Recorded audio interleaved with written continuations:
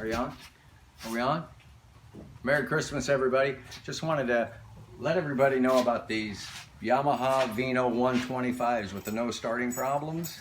Okay, so we worked on this twice and we have put no parts on it, and we found out today that we actually had the wiring. Can you get a close-up in here?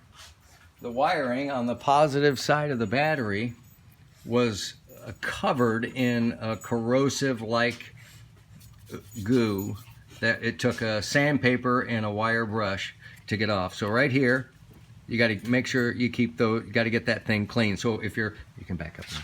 So if you've got your Yamaha Vino, and I know there was a girl that had a video on, so I hope this helps her. Turn the key on, no power, no lights, no nothing. We didn't have anything. It ended up being that connection. Because it can fake you out, we ended up bypassing the ignition switch and got it to work and run.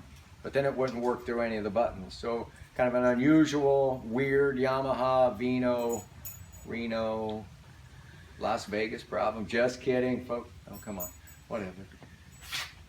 My photographer on the other side thinks this is really funny. But I just want to help you guys out because I see a lot of Yamaha Vinos on YouTube. So we said when we find this problem, we're going to put it on here so everybody knows. How long have we been doing this? How many minutes? It's on the top. 1 minute, 24 seconds. Okay, so we're getting ready to close this out. So there it is. The Yamaha Vino, the problems with them.